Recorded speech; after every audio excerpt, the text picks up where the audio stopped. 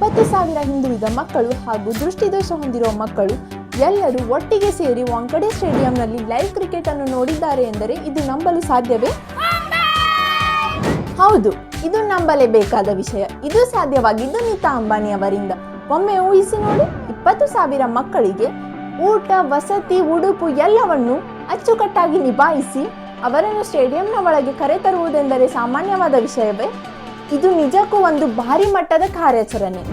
ಈಗಿನ ಕಾಲದಲ್ಲಿ ಒಬ್ಬರಿಗೆ ಒಂದು ಮಗುವನ್ನು ನೋಡಿಕೊಳ್ಳುವುದು ಅಸಾಧ್ಯ. ಆದರೆ ನೀತಾ ಅಂಬಾನಿ ಅವರ ನೇತೃತ್ವದ ರಿಲಯನ್ಸ್ ತಂಡವು 20,000 ಮಕ್ಕಳನ್ನು ತಮ್ಮ ಮಕ್ಕಳಂತೆ ನೋಡಿಕೊಂಡಿದ್ದಾರೆ. ಈ ವಿಶೇಷವಾದ ಕಾರ್ಯಾಚರಣೆಯನ್ನು ಎಲ್ಲ ಮಕ್ಕಳು ಪ್ರೀತಿಯಿಂದ ಸ್ವೀಕರಿಸಿದ್ದಾರೆ.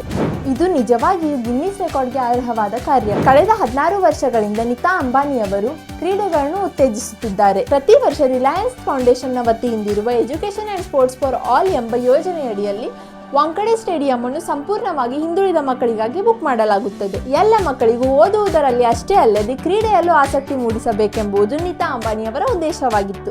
ನಿಜಕ್ಕೂ ನೀತಾ ಅಂಬಾನಿಯವರನ್ನು ಭಾರತದ ಕ್ರೀಡಾ ನಾಯಕಿ ಎಂದು ಕರೆದರೆ ತಪ್ಪಾಗುವುದಿಲ್ಲ. ಪ್ರತಿಭಾವಂತ ಕ್ರೀಡಾಪಟುಗಳಿಗೆ ವಿಶ್ವ ಮಟ್ಟದ ಕೋಚ್ ಅನ್ನು ನೀಡಿ ಅವರನ್ನು ಇನ್ನೂ ಎತ್ತರದ ಮಟ್ಟಕ್ಕೆ ತೆಗೆದುಕೊಂಡು ಹೋಗಲು ಪ್ರಯತ್ನ ಮಾಡುತ್ತಿದ್ದಾರೆ.